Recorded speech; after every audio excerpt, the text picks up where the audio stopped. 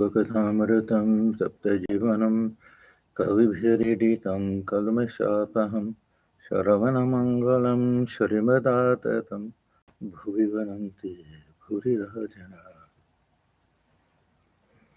Your words are like nectar, bringing life to scorched souls. They are praised by poets and remove all sin. They are auspicious to hear, wonderful and exalted. Those who spread these words throughout the world are truly giving souls. Welcome, everyone, to our class on the Gospel of Ramakrishna. We're on the chapter Advice to Pandit Shashadhar. This chapter began on page 473, Monday, June 30th, 1884, and now we're up to page 481. This Pandit Shashadhar, this is a long chapter. He has a very long conversation with Ramakrishna. They met a few times. He was about 35 at the time, and was kind of an orthodox Pandit. At that time, there was a big mixture of things going on in Kolkata. There was, of course, Christian influence, Brahmo influence, and then the Vaishnava community, which kind of kept to itself a little bit. Then the Shaktas, which did things a little bit in secret, and all sorts of different these tantric communities and things.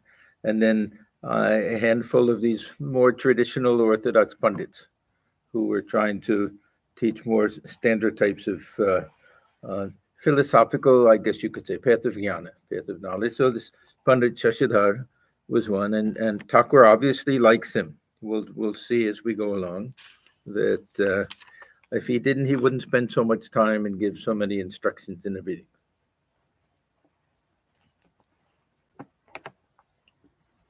So we're starting up towards the top of page 41, Sri Ramakrishna.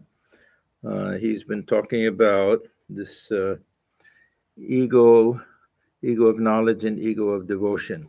Then it says, do you know the attitude of the gopis? It is this: we are Radha's and Radha is ours. Then there's a footnote.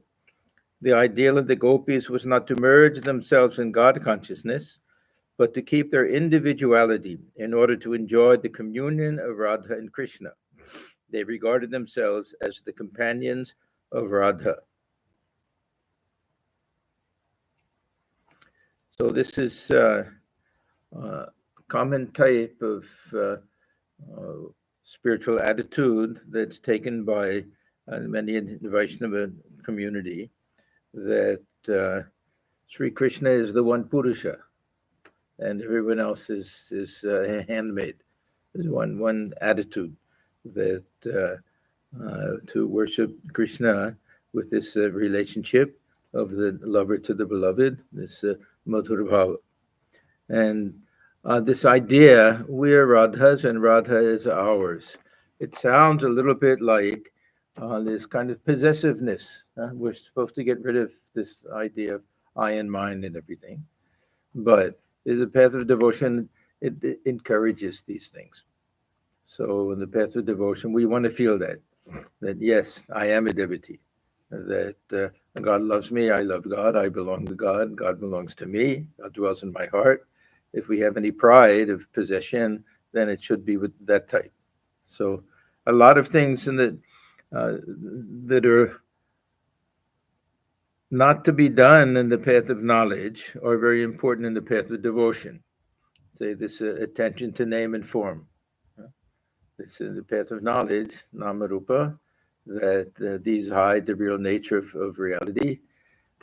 We only see the external superficial things. We don't see the substance. But the path of devotion, the name and the form, are the two most important things, with especially for meditation, to picture the form and to repeat the name.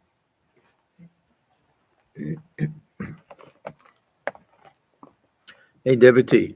Does this I of the devotee never disappear altogether? So this is this question about the ego. Does it disappear? It gives the impression that it's something substantial, we won't ask that question if something is not 100% real. We ask that question. Say somebody walks into the room and we want to know, are they going to stay here or are they going to leave? The actual real thing, a real person, something like that. It's Ramakrishna's idea, and really what we find in Vedanta is that there's no single entity, fixed kind of entity called the ego, which can either appear or disappear.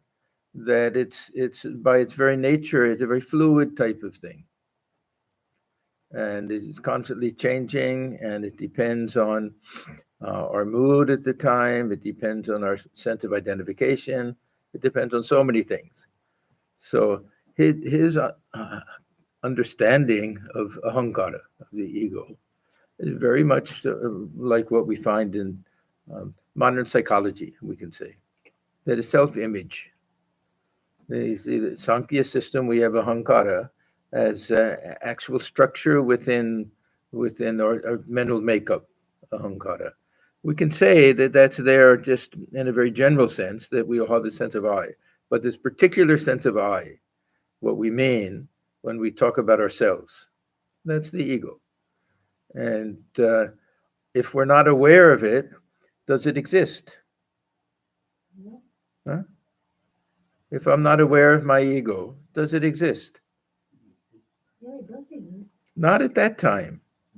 Because if I'm not thinking of myself, then I have no sense of I at that time. See, if I'm engaged in reading a book, something like that, I'm sleeping. No ego. If I get very absorbed in something, watching a movie, then where is that sense of I? If somebody snap me out of it and say, "You've been sitting here so long listening to this music." Oh yeah, I forgot. I became self-forgetful. I was so engrossed in it. If that happens, of course, in deep meditation or with in a spiritual mood, then this is what we mean by going into higher moods. But so this ego, does it disappear? No, not like a thing can appear and disappear, but it can lose importance. It can fade out. Uh, we can become forgetful of it.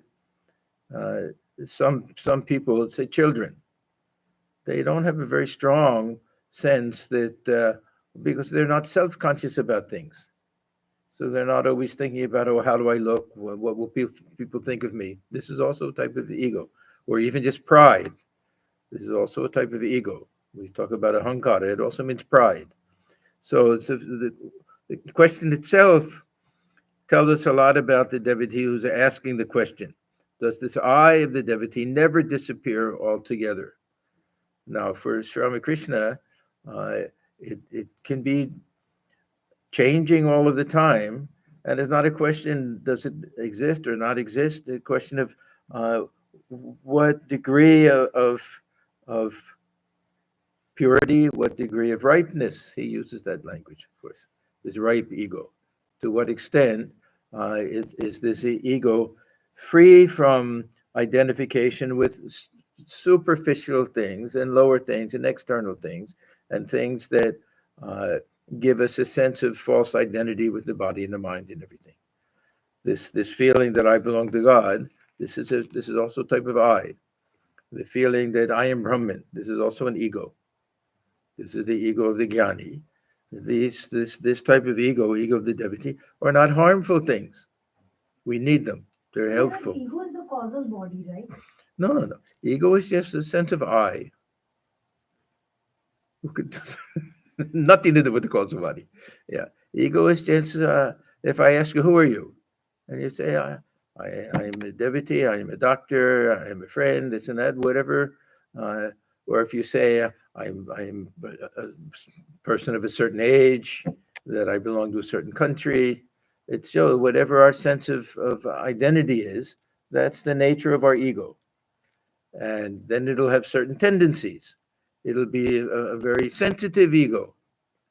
You say with anything to me and I get upset, and somebody else, you can say anything. It won't affect them at all. Uh, so and it's constantly changing. When we talk about changing our spiritual attitude and trying to develop this internal purity and spirituality and everything, all changing the way we look at ourselves and the way we look at God and that relationship. This all goes into this idea of ego. So, to what extent will it disappear? The real question is, uh, uh, will we reach that point where we lose our sense of identification completely? Now we know when Swamiji came to the West, this was a question that he was constantly asked, Swamiji, what will happen if we lose our sense of identity? And he would laugh at them. He said, yeah, you're so uh, enthralled with this idea of identity. Yeah. Individuality. He used to tease them like that. Individuality. This idea. But he said, you'll know your real individuality when you know your oneness with Brahman. Something like that. So this is part of that question. Part of it is a fear. Part of the fear, will I lose my individuality? Part of it, we don't know who the devotee is, but part of it may be, can I not attain nirvikalpa samadhi through the path of devotion? Which means that the I has to disappear at that time. So we don't know exactly, but it's an interesting question. Does this I of the devotee never disappear altogether? Now, the devotional schools, for many of them, they will say it will never disappear completely, and they'll have a great, I don't know if fear is the right word, but they won't have any desire for that I to disappear. They'll want to have an eternal relationship with God. The Vaishnava tradition, especially, they want to have that eternal relationship with God, even in the state of liberation, to dwell with God, to feel some type of oneness. Even the state of union is not possible without separation and individuality. You have to have two people for union. Yeah. Can it develop a pride in mind for a devotee? Yeah, pride can also be a positive thing. This is what Thakur says. All of the passions that we have, anger and lust and greed and pride, yeah, for a devotee, that can be a good thing. If we're proud to be a devotee. Yeah, we're proud to belong to a tradition, uh, not the type of pride where we boast. It doesn't mean that, but to take that idea of pride that we feel good about it. Yeah, with ourselves. Yeah, this is how we get rid of the pride that comes from having a lot of money or wealth or good looks or athletic ability. That type of pride. Uh, that first of all, none of those things last. But if we feel proud a little bit, say Swamiji had that beautiful hymn that don't you know who we are? We're the servants of Sri Ramakrishna. With great pride, the servant of Sri Ramakrishna. Wonderful to have that type of pride. It's very helpful in spiritual life because it's not based on any particular individual things or this false identification or the type of thing where we want people to praise us. It's a different type of thing. Yeah. So what will Sri Ramakrishna say? Does this I, the devotee, never disappear altogether, Master? Yes, it disappears at times. Now, this was one of his teachings that, as opposed to many traditional teachers of bhakti who were more dualistic, uh, as opposed to them, he would say through the path of devotion, one can also attain Brahmajnana, one can attain oneness, even samadhi, one can merge in Brahman. He'll always add devotee very often doesn't want that, especially. But there's no reason why it can't happen. Because his ego is not a real thing. It's constantly changing, it's constantly in flux. That state of samadhi is gone completely. State of deep sleep, it's gone temporarily. We can say it's sleeping. The ego is sleeping at that time. Other times, uh, we get engaged in things and we're not very much self-conscious, not much aware that we're doing things. Those who act on a stage, They can merge their ego, their sense of I, in the role that they're playing. Forget who they are. Method acting. Girish was good at that. He could do that. So yes, it disappears at times. Then one attains the knowledge of Brahman and goes into samadhi. Now, Sri Ramakrishna, this is what he did. I mean, he started out with this dualistic type of worship, dualistic only in the sense that he felt himself to be a devotee, a child of the Divine Mother, who wanted to know who this mother was and to realize her. Even in the early days, it wasn't so much that I want to merge in mother. It wasn't so much that. I want to know who this mother is. I want to realize the Mother Kali, or Divine Mother. I wanted to have that experience. There was no question at that time, will I merge? Will the ego disappear? That we don't hear him saying anything like that. He just, who is this mother that I'm worshiping? That was the whole thing. So he didn't begin with any preconceived notion that either this I will remain or this I will disappear.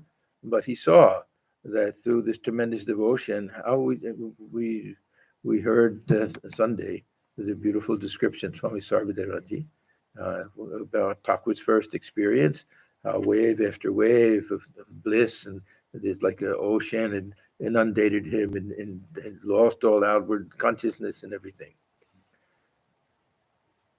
So he knows firsthand that through the path of devotion, one also, it may not be exactly what we call nirvikalpa samadhi, but some type of samadhi, bhava, samadhi, something. It sounds like nirvikalpa samadhi, but it's only speculation that people have that he was seeing the form of Divine Mother, and that his real nirvikalpa samadhi didn't happen until Totapuri came. This is our speculation a little bit. So does this I of the devotee never disappear altogether? Yes, it disappears at times. Then one attains the knowledge of Brahman and goes into samadhi. I too lose it, but not for all time. That means in that state of nirvikalpa samadhi, when he's having different types of ecstasy and everything, there's some awareness.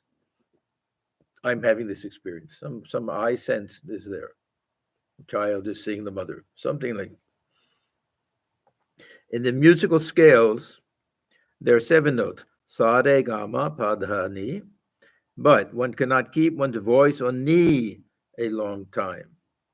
That means to keep the mind merged in that highest type of samadhi. See, we have two ideas here. One is that ordinary person cannot keep the mind that high. If one can attain that state of samadhi, then something will bring it back down quickly. There's the one idea. Second idea is that if one gets merged in that for too long a time, there's no bringing the mind back down. Then the body will fall off in 21 days. So for Sri Ramakrishna, in the beginning, he didn't have too much control. Mind would go up and go. Let's say when he had his 6 months nirvikalpa samadhi, Divine Mother had to pull it down. And then we know he also said that he had this terribly painful dysentery, like ants gnawing in his body and everything. That also brought the mind back down a little bit. But for ordinary people, if we go into that nirvikalpa state, then there's no one there to bring the mind back down. Either our karma pulls it back down, or we just remain like that. There's no mechanism by which to come back down again, unless, as Ramakrishna says, that if we harbor some desire to help others, that may do it, or the will of Divine Mother. But here he's emphasizing this idea that one cannot keep one's voice on ni a long time. That even he would use language like it's dangerous for me. Say people would sing certain songs, and others would say it's a dangerous song. That means it'll pull his mind up. This samadhi state, even Thakur had so many different levels of it. that we really went in a deep state of samadhi. Well, what's a light state of samadhi? We don't know. But deep state of samadhi. It took a long time for his mind to come back down. They had to chant in his ear a long time, name of mother, whatever it was. So he would also merge more deeply sometimes than at other times. Sometimes his mind would come back down very quickly.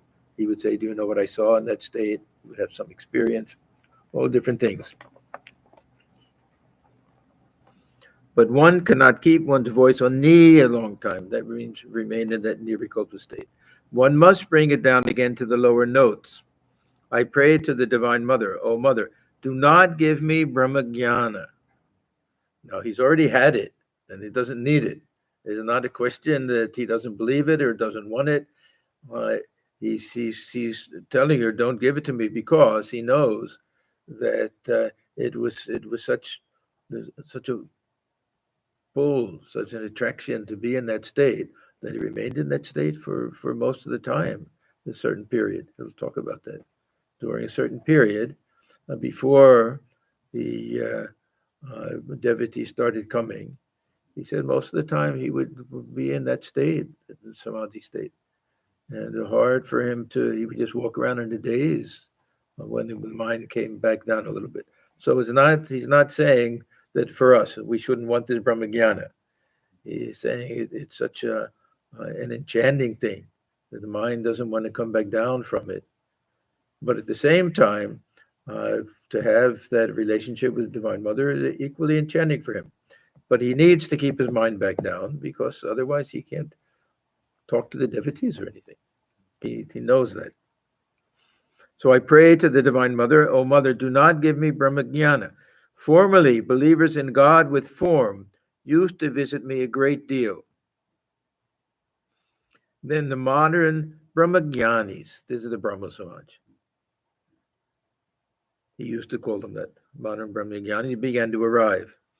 They also were devotional in a certain way and dualistic in a certain way. Their concept of God was formless, but with some type of personality. You can pray to God, and looking upon God as a type of father figure. So it was a little devotional and a little bit dualistic, but a very dry type of devotion. In the beginning, especially. After meeting Ramakrishna, it was more this calling on God as mother and more singing and dancing and everything. But in the beginning, a little bit dry. So they weren't really Brahmajnanis in that sense. And Thakur used to say to them that you're bhaktas, you're not jnanis. He used to say that very often. They thought of themselves probably more as jnanis. Because the path of devotion involved a lot of image worship in those days, going to the temple and offering flowers and things, and they didn't care for those things.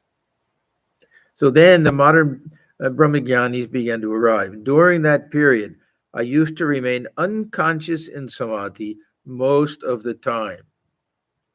So everyone would leave, the mind would automatically go back up again. When they were there, he could hold it down and talk to them and everything. Whenever I regained consciousness, I would say to the Divine Mother, "Oh, Mother, please don't give me Brahmajnana." So it really means don't let the mind get merged in this nirvikalpa samadhi, where I may not be able to come back down even. That let me enjoy company of devotees and devotion. Pandit, does God listen to our prayers? Now, this, of course, is a big question. Does God listen to our prayers? Does God answer our prayers? Does he answer only certain types of prayers? These are all very highly individualistic questions.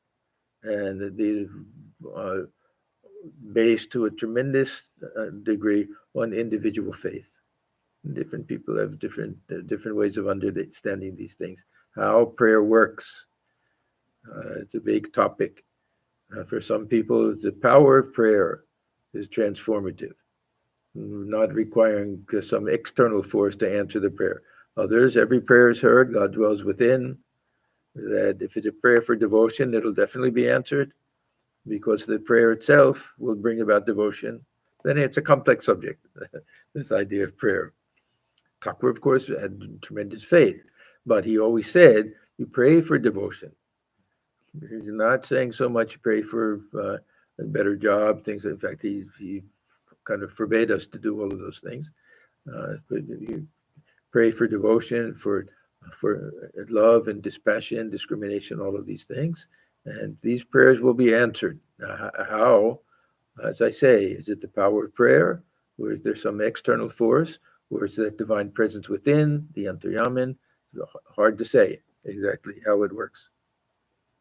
But if the prayer is very sincere, we know that it's a tremendous, very important spiritual practice. We don't talk about prayer enough. For most people, probably far more efficacious than meditation. Very, very sincere prayer that has the ability to really change the heart. Where meditation, most of the time we float a little bit and wander and everything. But a very sincere prayer is a Thakur. He put so much emphasis on prayer. So does God listen to our prayers, Master? God is the Kalpataru, the wish-fulfilling tree. You will certainly get whatever you ask of him, but you must pray standing near the Kalpataru. Now, this is another important point. What does it mean to stand near the Kalpataru?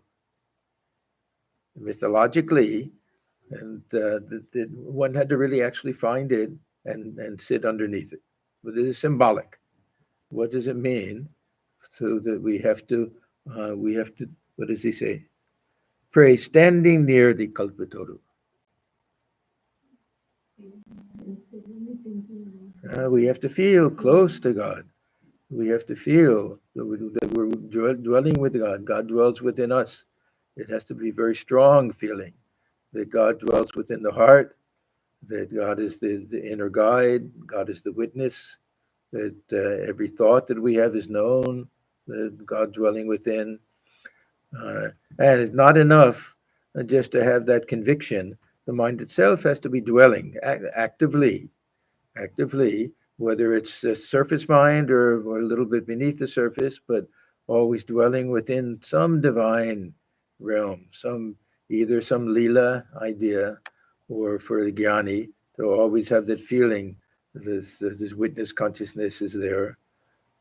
For the jnani, it can be this eternal lila that's going on, something that engages the mind, engages the heart, so that we feel real intimacy, real closeness with our Ishtadevata, however we worship God, to feel that strong connection.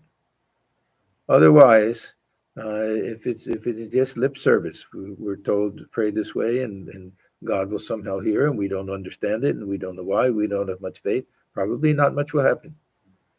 But if we have that intensity and we have that faith, then as I say, I don't know exactly how it works, but it's this is prayer for purity, prayer for love and devotion, that it definitely, it's a very, very important spiritual practice, that type of prayer.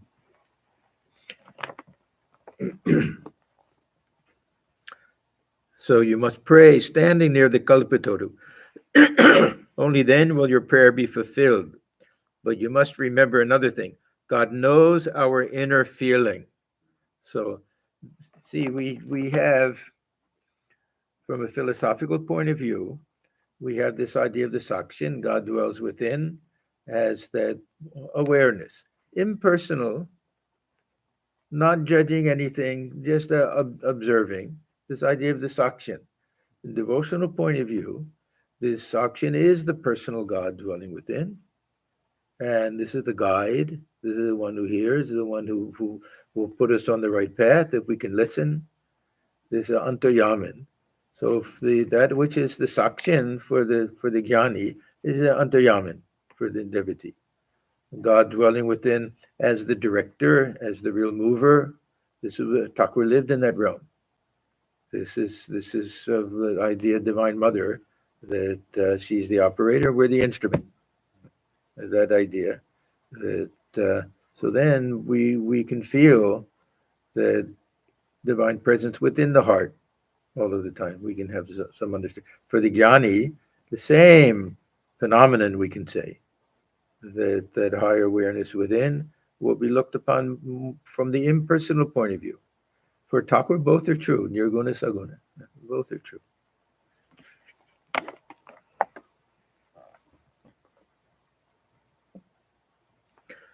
So, but you must remember another thing. God knows our inner feeling. A man gets the fulfillment of the desire he cherishes while practicing sadhana. So that means that we have to have such enough longing for God that we're willing to do some very serious spiritual practice. When Thakur says sadhana, we know what it means for him.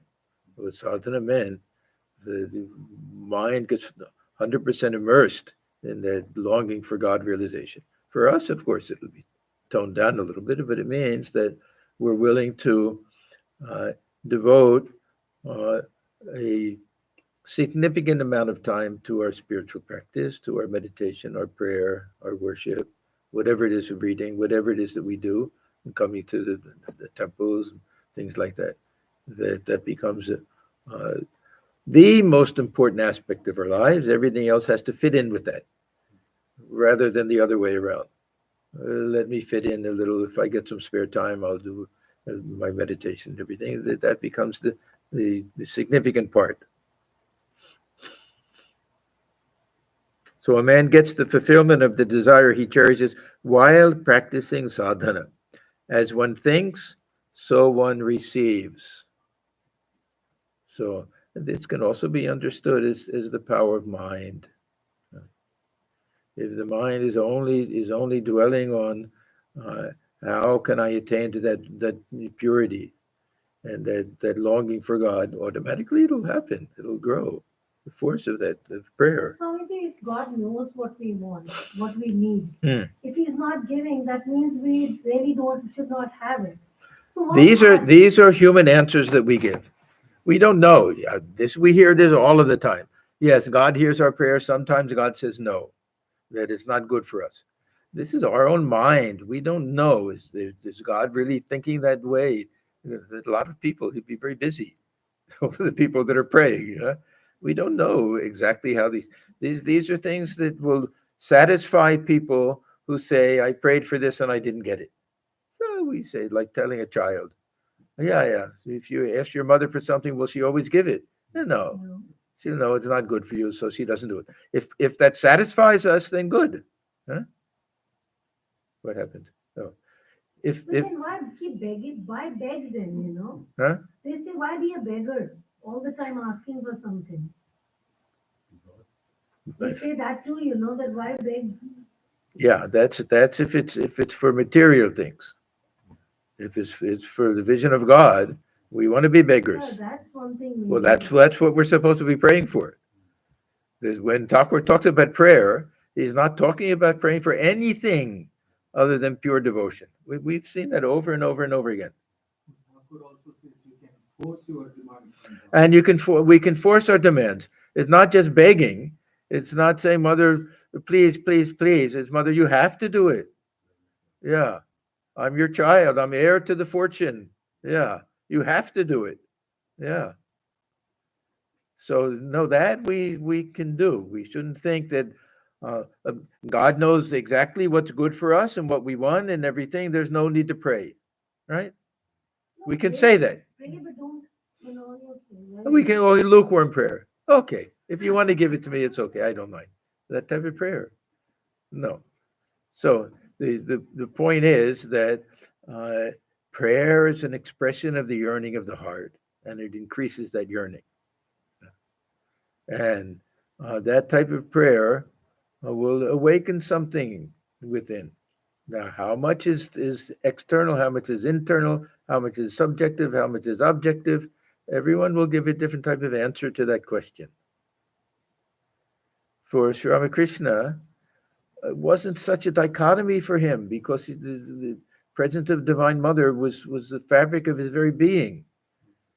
Not such a big distinction. We make these big distinctions: external, internal, objective, subjective, and everything. But I think for him, the presence of the Divine Mother within his heart was so real, and so much a part of who he was. And the real operator within, he was just this kind of empty shell, and mother dwelled within. So then, of course, everything, even who is the one who's praying, even that ego will disappear sometimes for him. That's above the level that we're at now. But he will say that, yes, I mean, if we have that faith that God knows what's good for us, we won't pray. But that's for external things. That we want a better job, we're afraid that we don't have enough money for retirement, these types of things. The devotee who has that type of faith won't pray for those things. If there's full reliance on God with this idea that whatever I need will be taken care of. Yogakshema lahamyam. There's this real devotee who has that feeling that all I have to do is fix my mind on God, and then don't worry about anything. That I don't have to worry that at least that I'll starve to death or anything. It may be very, very simple food, simple housing, something like that, but I don't have to worry about that. God will look after all of that. But the same devotee who could be crying day and night for the vision of God, praying day and night. So yeah, and this attitude, this tamasic attitude of the child, yes, mother, you have to do it. That's what Thakur liked, that idea. What did he say to mother? I'll cut my throat with a knife if you don't reveal yourself to me. You must do it. Yeah. So not as a beggar exactly, but forcing our demand. He says that. He likes that. Force your demand on God. So God knows our inner feeling. Okay, so there's not a question that we have to remind God. I'm still here. I'm calling on you. Please reveal yourself. God knows our inner feeling. A man gets the fulfillment of the desire he cherishes while practicing sadhana. As one thinks, so one receives. A magician was showing his tricks before a king. Now and then he exclaimed, "Come confusion, come delusion. O king, give me money, give me clothes." Suddenly his tongue turned upward and clove to the roof of his mouth. He experienced kumbhaka. He could utter neither word nor sound and became motionless. People thought he was dead. They built a vault of bricks and buried him there in that posture. After 1,000 years, someone dug into the vault. Inside it, people found a man seated in samadhi. They took him for a holy man and worshipped him. When they shook him, his tongue was loosened and regained its normal position. The magician became conscious of the outer world and cried, as he had 1,000 years before, "Come confusion, come delusion, O king, give me money, give me clothes." So when this transformation will take place, only if we have that tremendous longing and yearning for it. Otherwise, we remain what we always were. We can pray day and night. If it's just for give me this, give me that, then we'll remain the same. It won't make any change in us. Now we get a very important section here. I used to weep, praying to the Divine Mother, "O Mother, destroy with thy thunderbolt my inclination to reason." Vichar buddhi is the term he uses here. Vichar buddhi. This, well, I'll read a little more. Pandit, then you too had an inclination to reason, Master. Yes, once. Pandit, then please assure us that we shall get rid of that inclination too. How did you get rid of yours? Now he's not being very sincere. He loves reasoning. He's a Pandit and everything. So Thakur says, oh, somehow or other. He almost doesn't give, because he knows that the Pandit is not really praying, get rid of it. Now, what is the big deal with this vichara? That Thakur, he's so seemingly inconsistent. He's telling him right and left, promise me that you won't engage in this vichara.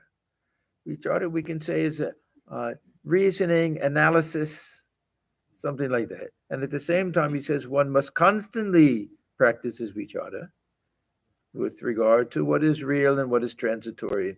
So this is a very, very important type of distinction, that there's a certain type of reasoning that we do that I call it dead end reasoning, and it will never come to a solution.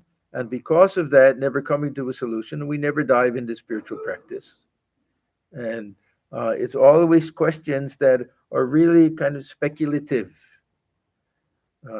Does this world have a beginning? Does it have an end? How was it created? Is it really the three gunas? Is it the five elements? Is it a projection of a dream? These are all these different theories. There's no conclusive proof that any one is true. And even if we know it, how much does it affect anything? So this type of vichara, and also other things like, is it necessary to have a guru and receive the mantra? How does it work exactly? Why can't I just repeat it, repeating the same thing, whether the guru gives it or not? That type of reasoning analysis based on this very imperfect human mind doesn't get us anywhere. We have to do a certain amount so that we develop some type of conviction. But there's a type of vichara that's very important. And Sri Ramakrishna, he'll make a distinction between viveka and vichara. Now, sometimes these terms are used interchangeably. Viveka, we very often use this term discrimination. It has such a negative value that some people won't use it at all. That usually we think of racial discrimination, other types of discrimination. But aside from that, it means that we're able to distinguish one thing from another and know which one is a value and which one is not a value, and choose the one that's good and reject the other one. So this is that viveka, and we do it with regard to so many different things. We do it with regard to what's permanent and what's transitory.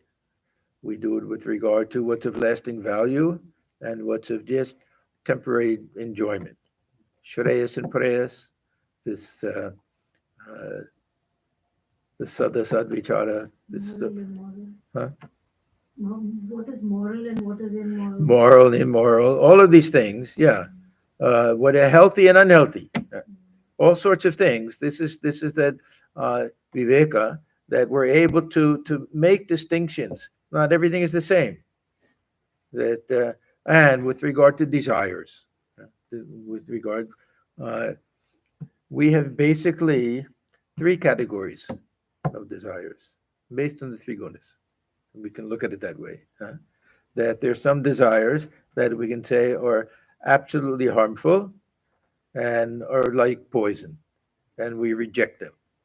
Then there's some things which are not very helpful to us in our spiritual life, not very harmful, that ordinarily we want to try to get over these things. I keep using this term bhoganta. I like this idea that we have to reach the end of that type of enjoyment. It may be rajasic types of things, but in spiritual life, we really wanted to stick with these sattvic types of desires. That means the desire to develop purity of heart, to develop devotion and love, and discrimination, all of those types of desires, and then go beyond all of them. But to be able to make proper decisions with regard to what we do in life. That's why he says constantly practice vichara, to constantly ask ourselves, will this be ultimately helpful for me in my spiritual life? Or even, will this be beneficial for other people? Or is it selfish and unselfish? Very, very important. Am I doing this because I want to do it, or because it'll be helpful for other people? What is selfish and what is based on self-sacrifice? So all of these fall under that idea of viveka. And this vichara, it can be that, but it can also be these other types of, as I say, dead-end types of questions that prevent us from really developing a conviction in spiritual life. We need this vishwasa. We need this deep conviction that this life will somehow, I don't want to say be wasted, but somehow we'll be missing an opportunity if we don't devote this life to something higher. We'll be missing a golden opportunity that this human birth is a very rare thing. And even if we don't believe in God realization, we don't believe in heaven or hell or anything like that, what will be the most fulfilling type of life? A selfish type of life will not do it. The type of life where we're just trying to accumulate things and then hold on to them, afraid of losing them, and afraid other people have more. This is not a fulfilling type of life. So this is part of that viveka. What is fulfilling, not fulfilling? Vastu, avastu. What is a real substance to it? So Thakur, he says this type of vichara or viveka we should do constantly. He uses that terminology. Constantly discriminate between the real and the unreal, between what is of substance, what is of value in life, and what is of passing consequence. Those things we can indulge in until we're finished with them. But then the others, these tamasic things, then we have to just say no. We have to, and sometimes we have to experience them and burn our fingers a little bit and learn our lesson and say no. That these things, whole life can be ruined by these things. Yeah. Especially young people. We see how they can get in such trouble mixing with the kids with different types of drugs and alcohol and all sorts of things, and the whole life can be gone. Yeah. So we need this type of discrimination, but this idea of reasoning that Thakur says, I pray to the Divine Mother. What does it mean? That at some point we just say, let me realize God first. If God wants to tell me all of the secrets, then it's okay. I know enough. If somebody says you're calling on God day and night, do you have any idea what God is like? I said, no, I have no idea. A little bit, but not much. And they said, well, why not figure it out first? Then there's no end to it. I won't be able to do it. Suppose I'd never been to India. And I say, I have a great desire to go to India. Huh? And they say, you don't even know what it's like. You may not like it, this and that. I say, so what? Let me get there. And then I'll see if I like it or not.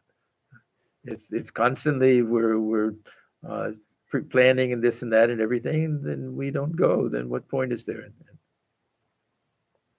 So this is that kind of double-edged sword, that we need to use our mind in reasoning. We can't be fools. Can't accept things without judging and analyzing and everything. But we don't want to fall into that trap of thinking that we'll understand everything through this mind, and until we understand these things, we won't make any commitment to spiritual life, and then it's a dead end. Dead end.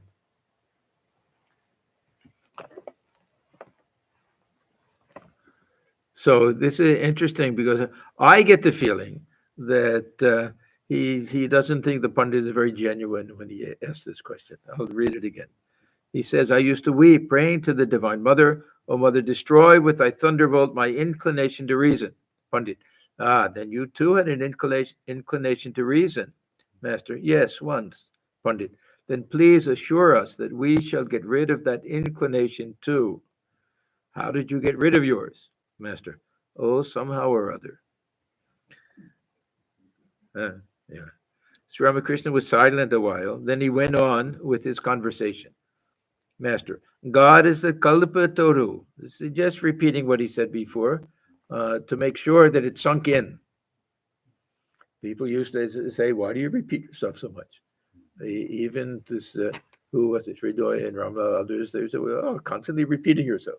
Yeah, because it doesn't penetrate. We have to hear it over and over again. Swami Swananji used to quote Swami Yatishwaranandaji very much. This somebody asked Swami Yatishwaranandaji, why repeat the mantra over and over again, same thing over and over and over again? He said, how many times have you told yourself, I am the body, I am the body, and the body? Not in those words and everything.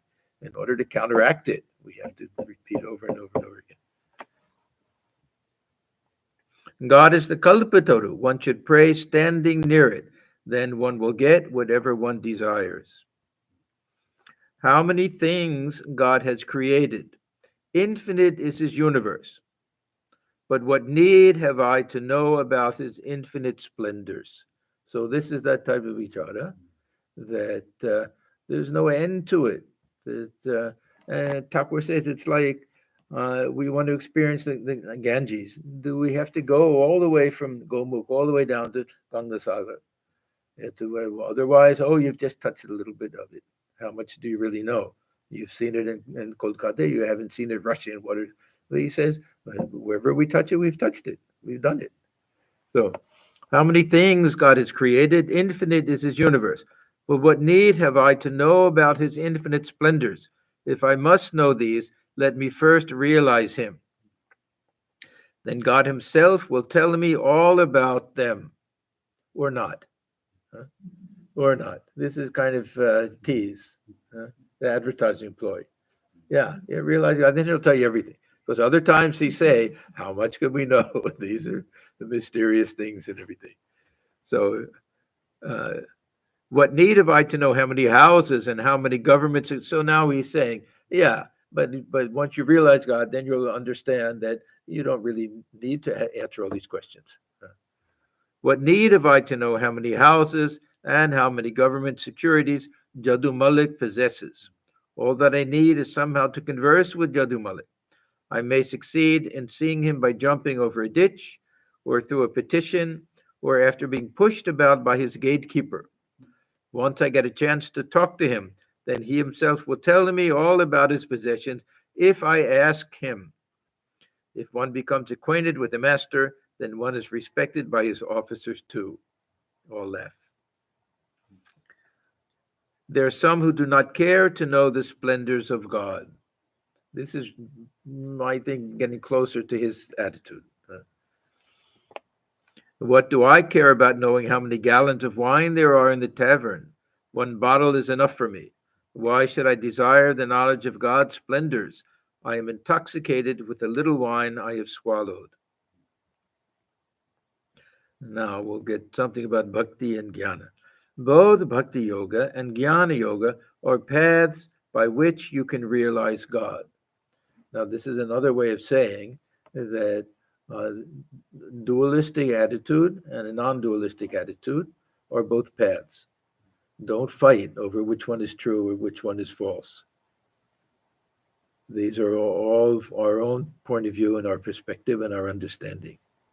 We may say that, yes, there's a greater logic to this than to that and everything. That's okay. But Thakur accepted all of them. He accepted all of these as legitimate paths. Once we get to God, we leave the path behind. We don't worry too much. So both bhakti yoga and jnana yoga are paths by which you can realize God. Whatever path you may follow, you will certainly realize him. The path of bhakti is an easy one. Sahaja. This word is sahaja. It means easy, but it also means natural. And I think that the natural part is very important. It's natural because we utilize the emotions that are natural to us. That feeling of love and relationships that are natural. Love that a child feels for the mother. Love that the mother feels for the child. Love that two friends feel for each other. These are natural things that we all have and we experience. We can utilize them and let them be helpful in our spiritual path. So that way it's easy, but I would say natural. But he's not bitter. He's not trying to say better, right? No, it's not a question of better. It's a question of suitable. Which one is more appropriate for the individual? And what he'll say is for most people, bhakti yoga is more appropriate because we have our attachments, we have our desires, we have our strong sense of identification with the body. Devad, this is Annogato Pran. It's in this Kali Yuga that's very hard for us not to identify with this physical presence that we have. and to form attachments and association with people. These are all natural things, and perhaps stronger in this present age. So this is the main reason. He'll talk about that also. The path of knowledge and discrimination is very difficult. Why should one reason so much to know which path is best? So this is another type of vichara, that if non-dualism is true, we should be bhaktas. If non-dualism is true, we should be jnanis. If dualism is true, we should be bhaktas. What path should we follow? We choose. We dive in, and it can be a combination also. This Jnana Mishra Bhakti that Thakur likes.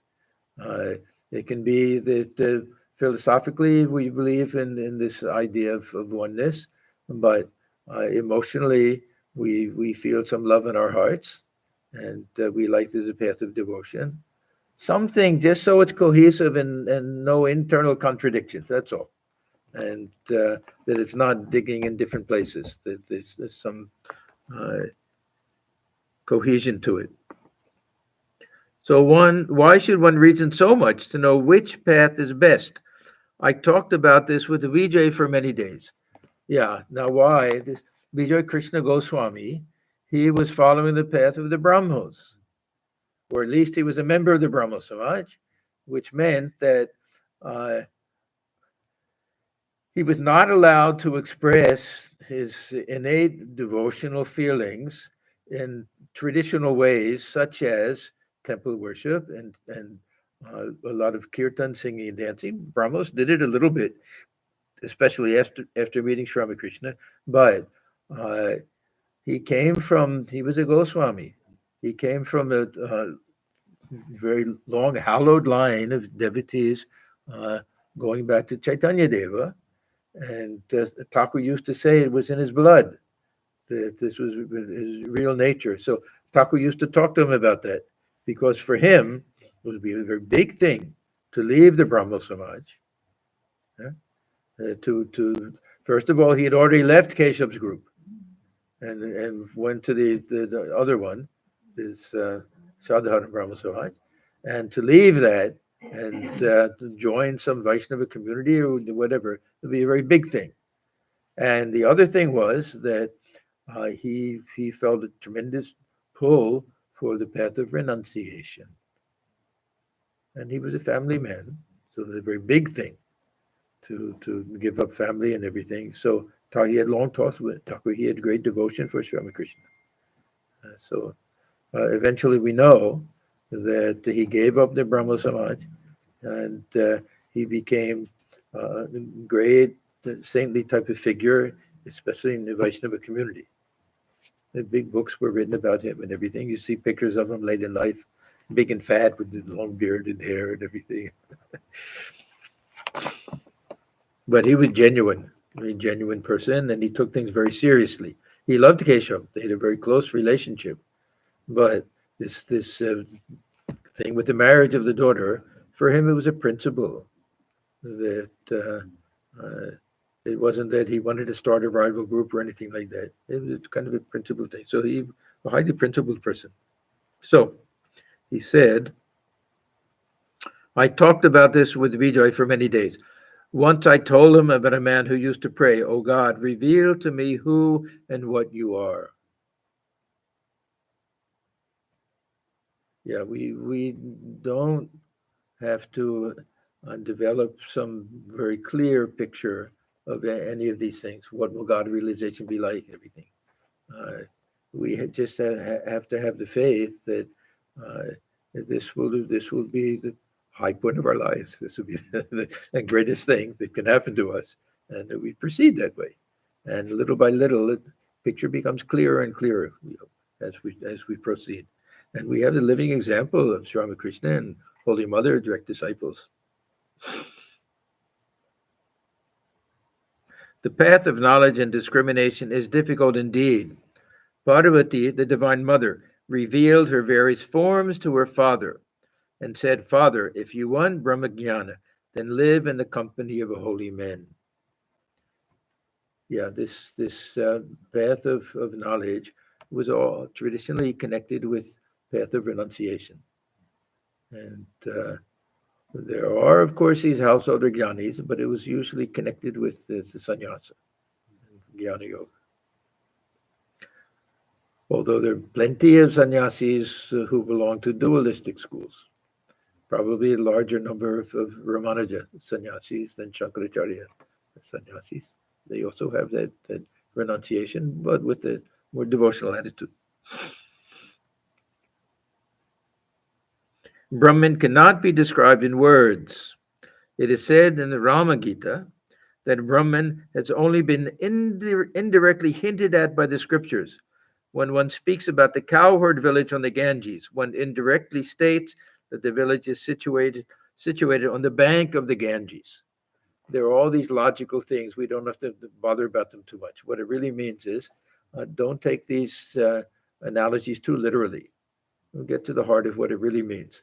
Somebody may say, how can a village be on the Ganges? It doesn't really mean that. This is a figure of speech. So we say Brahman is Satchidananda. How can it have qualities? Don't take it too literally. We can think in terms of existence, knowledge, and bliss and everything. And don't get too hung up on this idea. Is it an attribute? Is it substance? This and that. Why shouldn't a man be able to realize the formless Brahman? But it is extremely difficult. So that means without taking the help of some form, even if it's a projected form, imaginary form, for the sake of meditation. Even if we're trying to picture what will Shiva look like with his trident, just for the help of meditation, to have some type of aid, make it concrete. But it is extremely difficult. He cannot if he has even the slightest trace of worldliness. So this is why it's not so much that we don't have intelligence enough to understand this Advaita Vedanta. It's all because of attachment, the lack of this vairagya, this intense vairagya. He cannot if he has even the slightest trace of worldliness. He can be directly aware of Brahman in his innermost consciousness only when he renounces all sense objects, form, taste, smell, touch, and sound. The devotee can utilize all of these. The sannyasi or the jnani has to just eliminate them. And only when his mind completely stops functioning. And then, two, he knows only this much of Brahman, that it exists. Asti matra. He says only that much. We can't say anything more than that. There's then the quoting from an Upanishad, the Pandit said, it is to experience only as existence.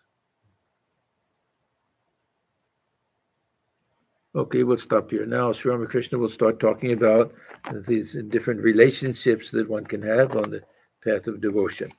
So we're finishing here at the top of page 483.